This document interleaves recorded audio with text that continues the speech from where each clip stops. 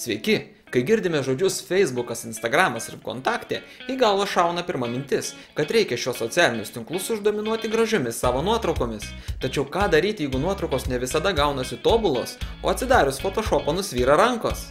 Tokiu atveju pagalbą skuba Photoshopo meistrai.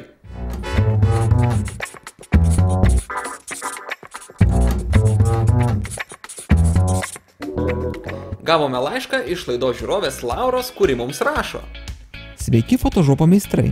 Prieš porą dienų užgėręs tėvas į mane šovė iš medžioklinio šautuvo, tačiau netyčia peršovė tapetus mano kambarį. Dabar, kai kiekvieną kartą fotkinuosi prieš veidrodį, ta baisi skylė lenda į kadrą.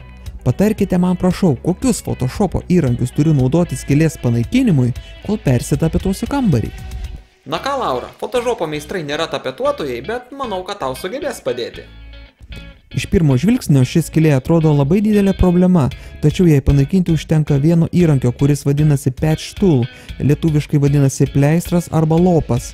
Kitaip tariant, mes tą skylę sienoje užlopysim naudodami tą įrankį.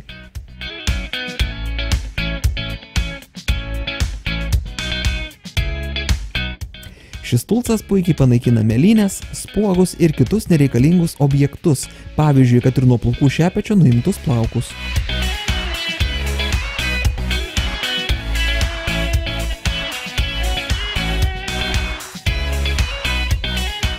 Dar matome, kad Laura šioje nuotraukoje yra šiek tiek išplaukusi, todėl panaudosime Sharp funkciją. Pirmiausia, reikėtų pažymėti plotą, kurį norime paaštrinti ir tada pasirinkti Sharp filtrą.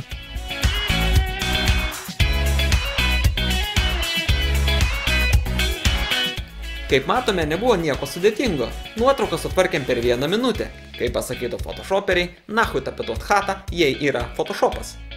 Iki pasimatymo.